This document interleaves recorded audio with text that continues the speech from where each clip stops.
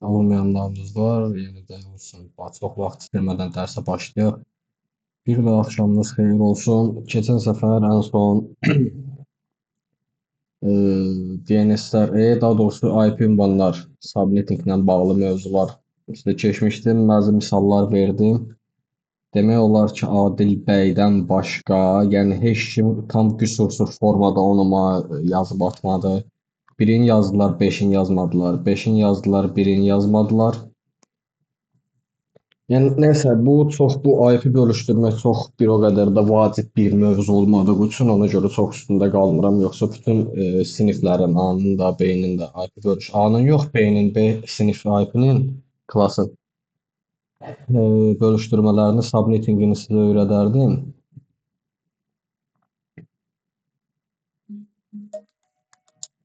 Aha. Deməli, indi sizə DHCP haqqında məlumat verim. Az yazışında xahiş edirəm. Dərsə qulaq asın. İndi sizə DHCP haqqında məlumat vermək istəyirəm. DHCP nədir? Baxın, bunu yazın. Bu da termindir. Bunu da sizdən soracaqlar. Heç kim sizə deməyəcək DHCP nədir, siz də oturub onları dildə izah edəsiniz. DHCP Dynamic Host Configuration Protocol deməkdir. Şəbəkədəki cihazlara avtomatik olaraq IP ünvanı, subnet mask, gateway və DNS paylayan, verən bir sistemdir. DHCP. DHCP özü bir sistemdir. Tək IP ünvanlar paylamır. Baxın, burada da yazdığım kimi IP ünvanları, subnet maskı, default gateway, DNS serveri və lease time, yəni IP-nin neçə müddət istifadə edəcəyinizi sizə verən bir sistemdir. IP-lər ümumiyyətlə bilirsiniz də iki cür olur. Dinamik və statik. Statik IP-lər nə idi? Özümüzün öz əlimizdən yazdığımız IP-lər idi. Hansı ki, şəbəkədə özümüz öz əlimizdən IP-ləri yazırdıq. Məsələn, 192, 168, 1.5 yazırdıq. Subnetimizi özümüz təyin edirdik. Default gateway yazırdıq. DNS-lər yazırdıq. Baxın, bu statikdir. Var dinamik. Dinamik artıq DHCP serverdən gəlir. Dinamik avtomatik olaraq biz heç nəyi əlimizdən yazmadan sadəcə giririk bura, Wi-Fi parolunu yazırıq ki, və internetə bağlantımız olur. İnternetə bağlantını bizə yaradan DHCP server. Bəli, video rekord edirəm. DHCP server 4 addımdan ibarətdir. Baxın, sizdən bunu soracaqlar. Yəni DHCP-də DORA sistemi var. DORA, belə doğrusu addımları var, gedişatı var. Bunu yadınızda saxlamaq asandır. DORA, yəni qız adı da DORA. Dördüncü addım nədir? DORA-dakı D nədir? Ümumi siz şəbəkəyə qoşuldunuz. Şəbəkəyə qoşulan vaxt IP-lər sizə necə gəlir? Onun baxın yoludur, izahıdır. DORA. D, discover, tapma. İlk öncəliklə sizin cihazınız internetə qoşulanda broadcast vasitəsilə şəbəkəyə bir mesaj yollayır. Broadcast nə idi? Subneti nə idi? 255, 255, 255, 255. Yəni hər tərəfi 1 olan şəbəkə broadcastdır. Yəni burada bir dənə 0 olsaydı bu artıq broadcast deyil idi. Bu şəbəkə və host idi. Amma bunların hamısının 1 olmağı sizə binary sistemi keçmişəm. Bunların hamısının 1 olmağı broadcast deməkdir. Bu birlərin də hamısı eləyir 255, 255, 255, 255. 255-lər vasitəsindən client, yəni sizin cihazınız şəbəkəyə bir mesaj yollayır. DHCP server varsa mənə IP ver. Yəni qışqırır. Hey DHCP server, mənə IP ver. Offer, oradakı o. Offer, təklif gəlir. DHCP server cavab verir. Mən sənə bu IP-ni təklif edirəm. DHCP server bizim cihazımıza təklif buyurur ki, mən sənə 192, misal üçün 168, 150 IP-sini təklif edirəm. Bu 1.1 də ola bilər, 1.5 də ola bilər, 1.200 də ola bilər, 1.253 də ola bilər. Bunun fərqi yoxdur. Offer, təklif gəlir. Mən sənə bu IP-ni təklif edirəm və IP verir. Ondan sonra request, sorğu gedir. Baxın, bunları ingiliscə yadınızda saxlayın. Azərbaycanca yox. Bunlar DORA-nın ümumi qlobal bir sözdür DORA. Və bunların hamısının açılışı ingiliscədir. Discover, offer, request, acknowledge. Ondan sonra request olunur. Client deyir, okey, mən bu IP-ni istəyirəm. Baxın, getdi, discover getdi, qışqırır, mənə IP ver. Offer gəlir, mən sənə filan IP-ni verirəm. Təzədən request gedir. Deyir, okey, mən bu IP-ni götürürəm. Razılaşırlar, acknowledge. Server deyir oldu. Bu IP sənindir və artıq nə olur? Biz bu IP vasitəsilə və ya fərqli bir IP vasitəsilə şəbəkəyə bağlanır. Yüzünüzü görək. Yüzünüzü görürsüz. Hə. Bəs DHCP server yoxdursa, bizim internet şəbəkəsində DHCP server yoxdursa, biz hansı problemlə qarşılaşırıq? Bu problemə deyilir APIPA. Bildiyiniz kimi şəbəkəyə bağlana bilən bütün cihazlar şəbəkəsiz işləyə bilməz, IP-siz işləyə bilməz. Əgər DHCP-dən bizə sorğuda IP gəlirsə, DHCP server normal vəziyyətdə işləyir. Sorğu göndərdik, amma bizə IP gəlmirsə, DHCP server yoxdursa, serverdə problem varsa, IP-lər doluqdursa, APIPA adında bizə bir IP ünvan təyin edilir və bu IP ünvanı kompüter öz-özünə təyin edir. Bildiyiniz kimi, dediyim kimi, şəbəkəyə qoşulan bütün cihazlar IP-siz qala bilməzlər. Burada da yazmışam, Windows və bəzi sistemlərdə DHCP serveri cavab verməyəndə cihazın özünə avtomatik verdiyi lokal IP ünvanıdır. 169.254. Bu IP-ni harda gördünüzsə, bilin ki, DHCP serverdə problem var. Yəni DHCP serverdən sizə cavab gəlmir. Bu hansı vəziyyətdə olur bilirsiniz? Bu o vəziyyətdə olur ki, siz şəbəkəyə qoşulubsuz, kabel misal üçün taxırsınız şəbəkəyə, kabel taxırsınız kompüterə, amma digər ki, sizin IP-niz 169 olaraq da qalır. Nə oldu Rəsul bəyə? Hazırlayarım test, problem deyil. Və 169.254 yazısında bu formada sizə IP verir. Bax, siz bu 169.254-ü görməklə biləsiniz ki, DHCP serverdə problem var. Yəni sizə avtomatik olaraq IP verə bilmir. Statik əlinizlə də yazsanız, bu sizə IP verə bilməyəcək. Baxın, buna APIPA deyirlər. APIPA. Baxın, bu termini yadınızda saxlayın. Bu suallarda düşür, müsahibədə düşür. APIPA. APIPA cihazın öz-özünə verdiyi lokal IP ünvandır. APIPA-nın problemləri. APIPA olduqda nə olur? İnternet olmur, routerə çıxış olmur. Yalnız eyni APIPA aralığındakı cihazlarla lokal ünsiyyətdə olur. Yəni bu nə deməkdir? Hansı misal üçün deyək ki, cihazınız var, ikisi də APIPA ünvan götürürsə bir-birləri ilə əlaqə saxlaya bilirlər. Amma xarici şəbəkəyə çıxa bilmirlər. Daxildə sadəcə APIPA almış, yəni bu formada IP almış cihazlar bir-birindən danışa bilirlər. Mən sizə nə demişdim? Şəbəkə internet deyil. Şəbəkə 1 və 2 və 2-dən çox cihazların bir-birinlə əlaqə qurmasıdır. Siz internet olmadan da şəbəkə üzərində bir-birinizlə danışa bilərsiniz. Bunun üçün internetə ehtiyac yoxdur. İnterneti çıxardın, tullayın. Bir dənə switchiniz olsun. İki kompüteri bağlayın bir-birinə söhbət eləyəsiniz. O şəbəkədir. Şəbəkə iki və daha artıq cihazın bir-biri ilə danışmasıdır. Bu internet deyil. İnternet sizi xarici şəbəkəyə çıxardan bir termindir.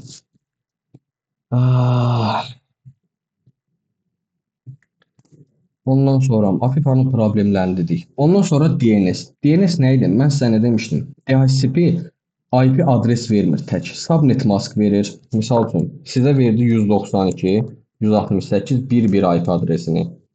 Ondan sonra sizə verir subnet mask. C klassın subnet maskı nə idi? 255, 255, 255, 0. Default gateway verir. Default gateway nədir? 192.168 misal üçün 1.1. Default gateway sizi xarici şəbəkəyə çıxardan cihazın IP adresi olur. Yəni routerinizin. DNS server. DNS server 8888 və yaxud routerinizin, ISP-ninizin, yəni sizə internet verən providerin öz DNS serveri varsa, onu da verə bilər. Misal üçün 8888 Google-un DNS serveridir. Bunun alternativi də 8844-dür. Bu formada aralayayım. Və sizə istifadə müddəti verir. Bir IP-nin müddəti 3 gün olur. Sizə IP verilir. 3 gündən sonra həmən IP dəyişir və yaxud dəyişmədən təzədən sizə 3 günlük həmən IP-ni kirayə verir, belə deyim. IP-ni verir. IP-nin sizdə qalma müddəti 3 gündür. 3 gündən sonra ya həmən IP-də qalırsınız, ya da IP-nizi dəyişir avtomatik olaraq.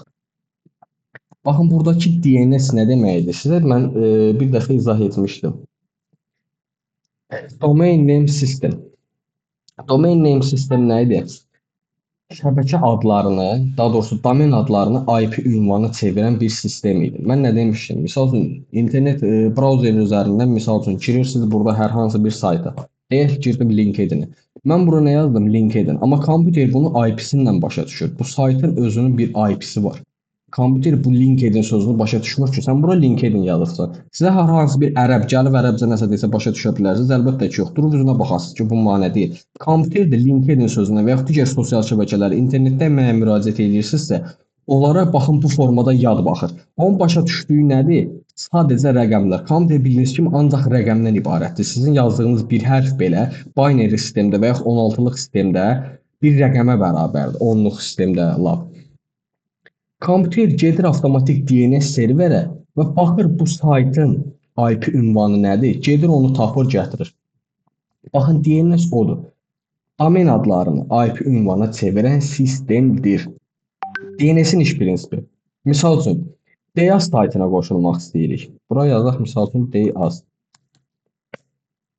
Girdik Deyaza.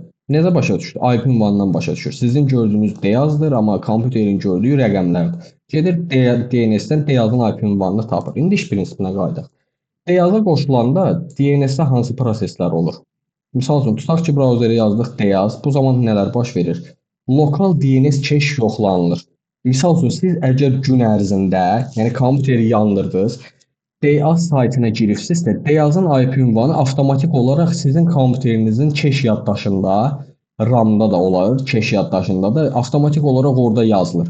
Ki, misal üçün, kompüterin açıq olduğu müddətdə bu adam bu sayta girir. Okey, bu daha tez açılır. Başa düşdünüz mü? İkinci səfər siz bu sayta girəndə artıq kompüter fikirləşmir. Çünki artıq IP ünvan var sizdə. Kompüter bir dəfə onu yaddaşına yazıb. Amma kompüteri söndürdünüz, yandırdınız, Deyaza yenə girmək istəyir. Bu səfər yenə DNS-ə müraciət edir ki, get Deyazın IP ünvanını mənə tap gətir. Deməli, proses nədən ibarətdir? Kompüter baxır ki, Deyaz üçün IP ünvan yaddaşda varmı? Hara müraciət edir? RAM-a. Əgər varsa, birbaşa həmin IP ünvana gedir. Yoxdursa, keçir növbəti mərhələyə. Növbəti mərhələdə nədir? Əslində növbəti mərhələ burada lokal cache və host Windows əməliyyat sistemlərində lokal cache ilə host ikisi də eyni olduğu üçün Linux yox, tək Windowslarda avtomatik olaraq lokal cache baxanda hostlara da baxmış olur. Host da buralarda yerləşir. Baxın, burada da giriş hissəsini yazmışam ki, C diskində Windows System 32 driver etc hostda artıq DNS cədvəli olur. Ki, hansı ki, siz həmin gün həmən saytı giribsiz, DNS cədvəlinə qeyd olunur. Sistem baxır host içində Deyazın IP ünvanı varmı? Varsa girir, yoxdursa davam edir. Kompüter DNS serverə doğru göndərilir. DNS serveri nə idi? Ya bizim hər ümumiyyətlə ESP-nin özünün DNS serveri olur. Kompüter baxdı ki, öz daxilimdə mənim Deyazın IP ünvanı yoxdur. Sizə deyir ki, gözləyin, tapıb gətirəcəm. Deyir ki, gözləyin, mən gedib Deyazın IP ünvanını tapıb gətirəcəm. Müraciət eləyir. ESP-nizin, misal üçün, Aztelekom-sa Aztelekom, KTV-dirsə KTV, ALTV-dirsə ALTV, bunların gedir DNS ünvanlarına müraciət eləyir ki, mənə Deyazın IP ünvanını ver. Əgər əgər həmən o saytlarda Deyazın DNS-i yoxdursa, bu səfər sizi yollayır root zonaya.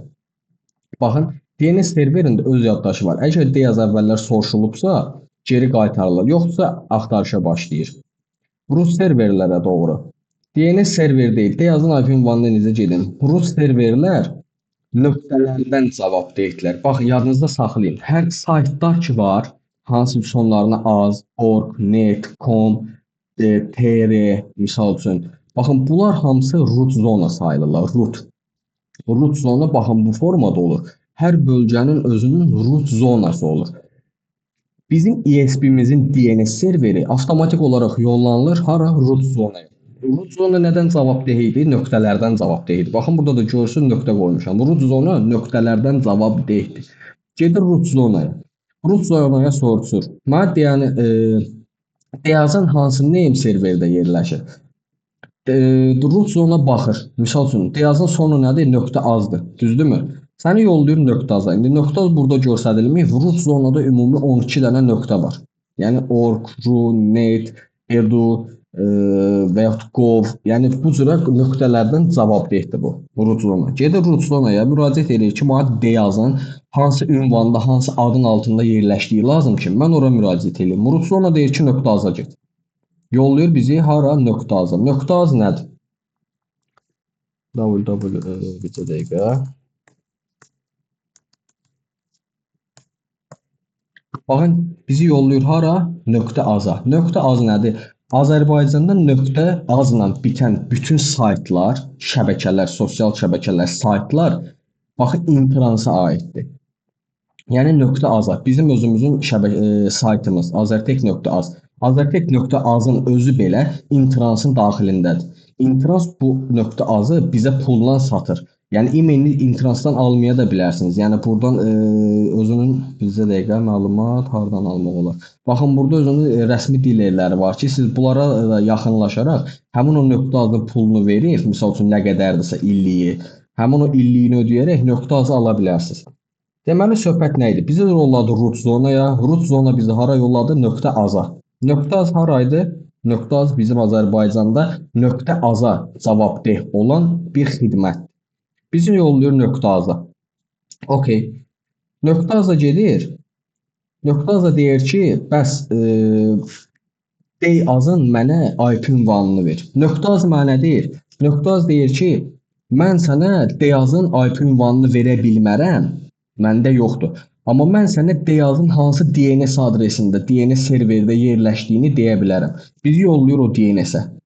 Nöqtə az bizi yollayır DNS-ə, Deyazın DNS-inə. Çünki nöqtə az DNS-ləri özündə birləşdirir. Bizi yollayır Deyazın DNS-inə və biz Deyazın DNS serverinə gedib Deyazın IP ünvanını oradan götürürük, biz götürmürük, DNS götürür. Və həmin o DNS IP ünvanını gətirir bizim kompüterə. Beləliklə biz internetə d.az yazıb girəndə avtomatik həmin proseslərdən keçir. Bizim DNS getdi. Bizim DNS getdi ESP-in DNS-inə, ESP-nin DNS-i gedir root zonaya, root zona gedir nöqtə aza, nöqtə azdan Deyazın DNS serverini axtarır, nöqtə az DNS serveri isə Deyazın IP ünvanını verir ki, bəs sən mənim DNS serverimə gəlibsən, Deyaza qoşulmaq istəyirsən, Deyazın IP ünvanıdır budur, get bu IP ünvanından gir Deyaza. Avtomatik bu proseslərin hamısı, yəni 1-2 saniyə, 2 saniyədə cəmi 1 saniyənin içində olur. Root zonaya gedir DNS-lər. Yəni baxın DNS budur. DNS bu işə yarayır. Yəqin ki hamıya hər şey aydın oldu. Sual var bundan bağlı. Sualınız varsa buyurun.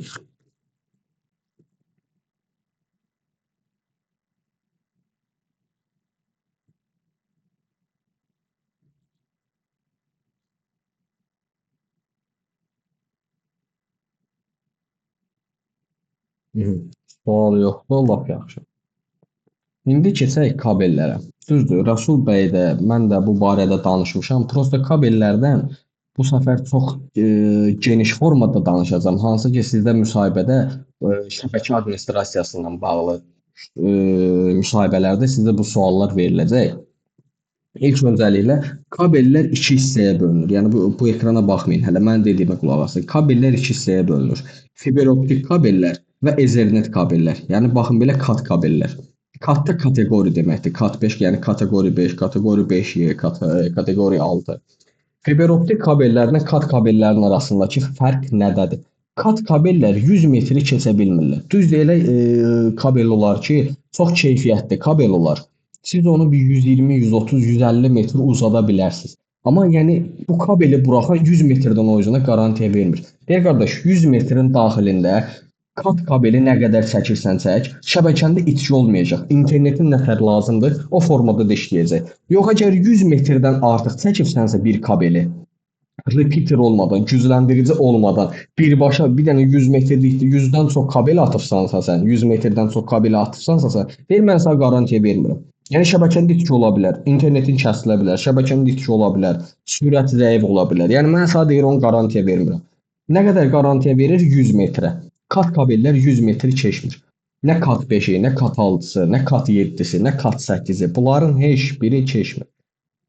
Azərbaycanda da ən çox hal-hazırda istifadə olunan kabellər kat 5 və kat 6 kabellərdir. Düzdür, kat 7 də var, kat 8 də var. Amma Azərbaycanda kat 7 ilə kat 8-i dəstəkləyəcək qədər böyük sürət yoxdur. Azərbaycanda maksimum sürət 1 gigabitdir. Yəni 1 gigabitdən o sürət yoxdur ki, siz artıq belə deyim, kat 7 kabellərindən istifadə edə biləsiniz. Yəni 10 gigabit sürətə qədər zaten kat 6 kabelləri dəstəkləyir. Baxın, bu cədvəli yadınızda saxlayın.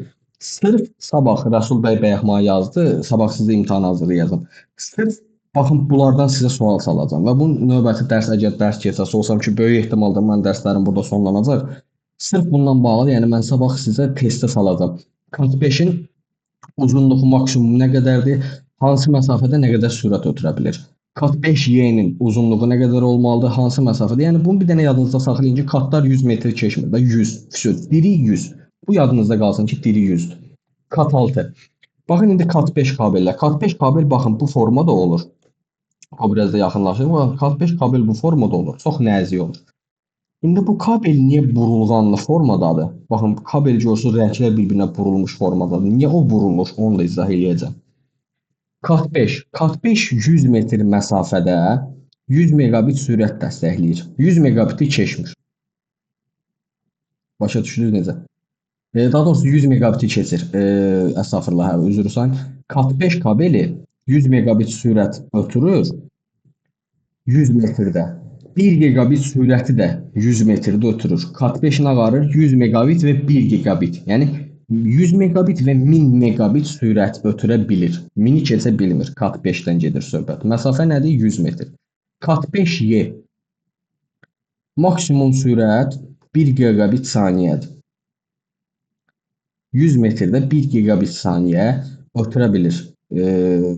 Sürət ötürə bilir. Ondan sonra gəlir kat 6. Kat 6 kabel, baxın kat 6 burada var. Kat 6 kat 5-ə nisbətən biraz qalın olur. Bunun sarmaşıqları da qalın olur. Arasından bu formada görürsünüz ağ plastinka gedir. Bu ağ plastinka da nə üçün buradadır, onu da izah edəcəm sizə.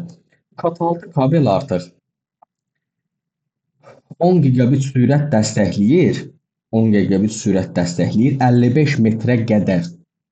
10 gigabit sürəti, yəni 55 metri keçmirsinizsə 10 gigabit sürət dəstəkləyir. Yəni 10.000 megabit sürəti dəstəkləyir kat 6 55 metrdə. 100 metrdə isə 1 gigabit sürət dəstəkləyir. 55 metrdə. Baxın yadınızda saxlayın. Kat 6 kabeli 55 metrdə 10 gigabit, 100 metrdə 1 gigabit sürət dəstəkləyir. 250 MHz. Baxın kat 5-lər 100 MHz-dir. Kat 6 250 MHz. Sonra var kat 6A. 100 megabit 100 metr məsafədə 100 metr məsafədə 10 gigabit sürətdə dəstəkləyir. 1 gigabiti də dəstəkləyir 100 megabitdə. Yəni bunun fərqi yoxdur. 55 metr oldu, 100 metr oldu. Yəni 55-də də 100-də də fərq olmadan 10 gigabit sürətini ötürür. Kat 6A kabelləri və 500 MHz ilə işləyirlər. Baxın bu cədvəli yadınızda saxlayın. Onu yadınızda saxlayın. Yəni indi bilmirəm, telefonla şəklini çəkin, götürün dəftərinizə yazın. Ya gözləyin mən YouTube-a qoyandan sonra baxın. Yəni nə qarşı-qarşı mən sabah sizdən bunu soracağam. İmtahanda bu düşəcək. İndi keçək kabellərə ki, bu kabellər niyə burulğanlı formada olur? Kabelləri görürsünüz, rənglər bir-birinə sarmaşıq formada gəlir. Bu rənglər bir-birinə niyə sarmaşıq formada gəlir və indi onu izah edeyim. Kat kabellərin içində, baxın bu rənglərin içində mislər gedir. Sting və mislər. Kat 6-da sting olur, səhv eləmirəmsə. Kat 5-lərdə mis olur. Bunlar elektriklər vasitəsilə qarşı tərəfə şəbəkədə məlumat ötürürlər. Başa düşdünüz nə? Bunların özü 0-1 deməkdir. Siz indi mənə sual verə bilərsiniz ki, nətər ola bilər ki, bu kabel tok keçirən kabel 0-1 göndərir. Kat kabelləri ümumiyyətcə bütün şəbəkədə dediyim kimi kompüterinə başa düşürdü rəqəmlər. Qarşı tərəfə bizdə məlumat nətər gedir? Baxın bu kabelin içərisində bu stimlərlə tokla gedir. Bu da tok 5 watt idi mi, volt idi mi, nə idi?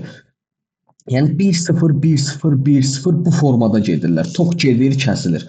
Tok gedir, bu deməli 1 deməkdir. Tok kəsilir, gedir, kəsilirsə bu 0 deməkdir və 1-0, 1-0, 1-0, 1-1, 1-1, 0-0 və bunlardan artıq qarşı tərəfə kompüterlərə məlumat ötürülür ki, hansı məlumatı sağ vermək istəyirəm. Və bunlar niyə bu formada burulğanlıdır? Onu da bir də izah edeyim. Daha doğrusu izah eləmədim, indi izah edeyim. Bu kabellər elektromaqnet kabellərdə sayılır. Siz bu kabeli aparın hansısa bir rozetkanın böyründən aparın. Sizin internetiniz görəsiniz ki, çox eləyə işləyir, dayana işləyir. Bu kabellər çünki elektromaqnet sahəsindən bağlı, elektromaqnet sahəsinə daxil olduqları üçün avtomatik olaraq bir-birlərinə cərəyan keçirdikdə kabellərin sürəti zəifləyir, internetin sürəti zəifləyir. Və bunlar burulduqda, baxın bu rəngləri ki bir-birinə bururlar. Bunlar bu formada burulduqca artıq o maqnit sahəsi azalır. Başa düşdünüz nətər? Yəni maqnit sahəsi azalır deyə ona görə artıq qıraqdakı cəryanı az keçirdirlər və məlumat itkisi az olur. Misal üçün bu kabel deyə bilərsiniz ki, elə bör-börə yığardılar da, yollayardılar. Ağ sarı sarı, ağ yaşıl göy, ağ göy yaşıl akarışım karşı bu formada yazıb yollayardılar. Bu belə olmur. Elə olsaydı əgər sizin internetiniz qırıla-qırıla işləyəcəkdi və yaxud da heç işləməyəcəkdi. Çünki bir-birinə bunlar elektrosiqnallar yollayırlar. Tok bir-birlərinə tok çəkirlər. Dedim ki, bunun içindən gedən tokdur. Bunlar bir-birindən tok çəkirlər deyə avtomatik olaraq şəbəkəni pozurlar. Kataldı kabeli niyə qalındır? Baxın bu içindəki plasmasa görə. Baxın bu adi bir rezindir, əriyə bilən bir rezindir. Bunun özünü niyə qoyublar? Bu da elektrik keçiriciliyini vapşəm azaltmaq üçündür. Həm vurublar elektrik keçiriciliyini az eləmək üçün, həm də ortasından bu formada bir plastik aparıblar. Bu plastik də, bu plastikin özü də elektrik keçiriciliyini azaldır. Bu forma ona görə kat 5 kat 6 kabelləri, kat 5 kabellərindən daha yaxşı məlumat ötürürlər. Niyə görə? Çünki bunun içərisində bir plasmas gedir, plastik gedir və plastik bir-birinə olan maqnit sahəsini azaldır. Keçək indi fiberoptik kabellərə.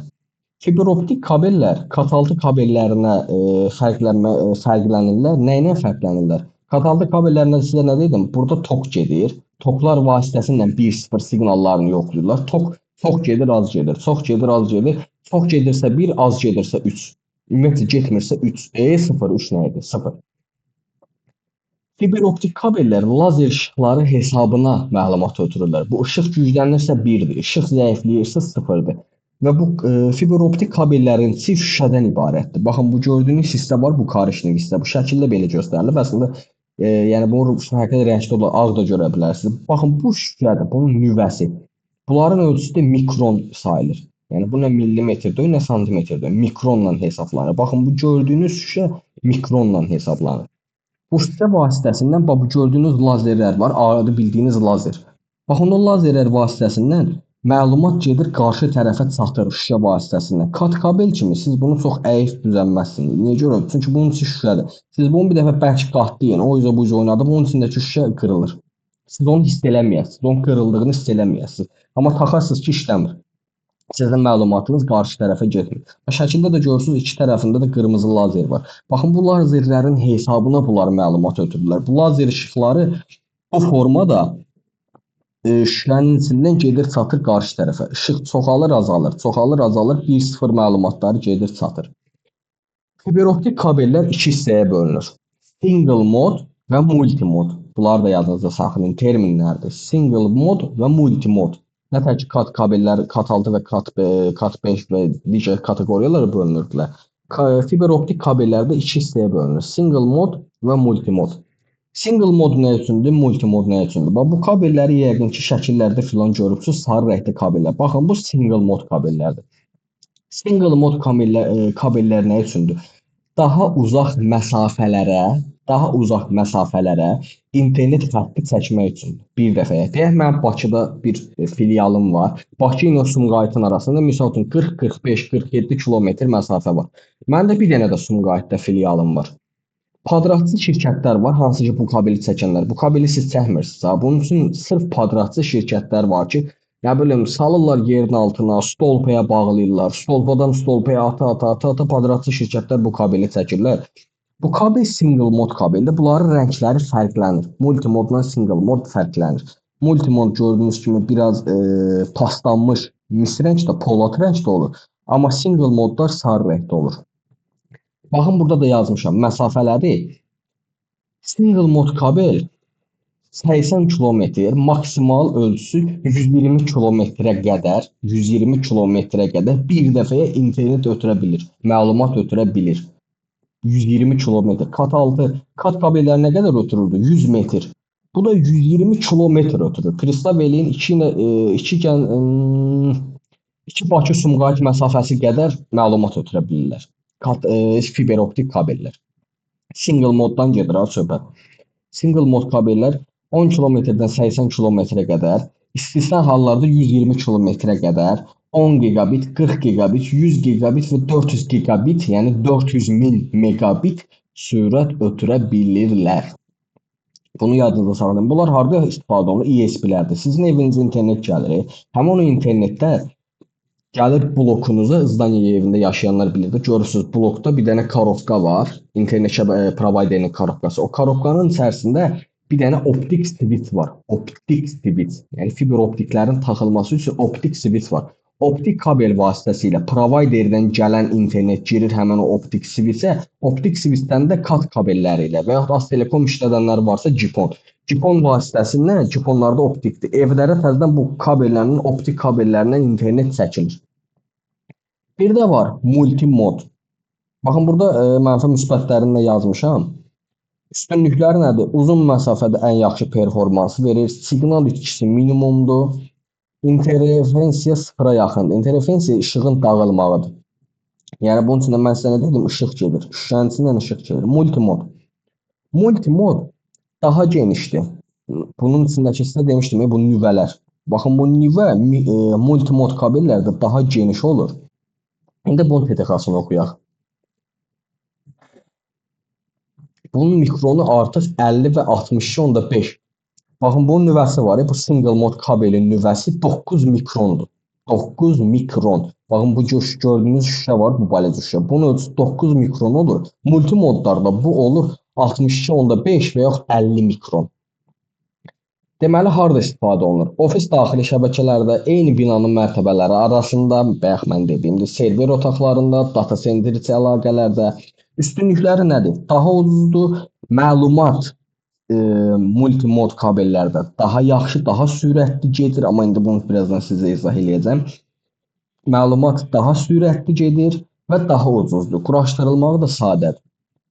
Amma siz multimod kabelləri işlədə bilirsiniz maksimum 1 kilometr məsafədə. 1 kilometr aşmır. 1 kilometrdən artıq o üzə bunun içindən gedən işıq siqnalı var, lazer. Həmən lazer 1 kilometr aşa bilmir. İndi deyə bilərsiniz ki, bəs multimodu bəs nə üçün işlədirik də? Yəni qısa məsafədə nə üçün? Bu daha çox məlumat ötürür single moda nisbətən, amma single mod multimoddan bahadır. Baxın bu şəkillə sizə izah eləyəcəm indi. Burada görürsünüz, 2 dənə şüşə görürsünüz. Baxın, bu şüşələrin nüvədir. Baxın, bunlar ümumiyyətlə nüvədir. Bunları yadınıza saxlayın. Bunlar nüvədir. Baxın, bura görürsünüz, nə yazmışam. 50/62.5 mikron multimodun içində gedən şüşənin ölçüsüdür. 9 mikron single modun içində. Multimoda baxın, görürsünüz, bir şüşənin içində birdən çox işıq siqnalı gedir. Birdən çox işıq siqnalı, hər siqnalın özü bir məlumatdır. Hər işıq siqnalının özü bir məlumatdır. Bunun içində birdən çox işıq siqnalı gedir. Bu 3 də ola bilər, 4 də ola bilər. Yəni bir dəfəyə eyni anda 4-5 dənə məlumatı birdən ötürə bilirlər. Ona görə multimod daha sürətlidir. Single modda 9 mikrondur və bir dənə işıq siqnalı gedir. Single mod multimoda nisbətən daha yavaşdır. Amma daha keyfiyyətlidir və daha uzaq məsafəyədir. Zaten burada da izah eləmişəm. Single modda görürsünüz, bir dənə işıq siqnalı gedir balaca şüşənin içərisində. Bu nə deməkdir? Bircə dənə məlumat gedə bilər bunun içində. İkinci bir məlumatdan ötürü gəlib bu təzədən sönə yana bu formada. Amma multimodda birdən çox məlumat eyni anda gedə bilir. Ona görə də, amma məsafəyə görə keyfiyyət baxımından single modun şüşələri multimodun şüşələrindən daha şəffafdır, daha keyfiyyətlidir, daha uzun məsafəyə atıla bilir single mod, multimodsa daha qısa məsafəyə. Dərs burada bitmişdir. Artıq yeni bir yayın açmayacağım. Sualınız varsa da WhatsApp-dan verə bilərsiniz.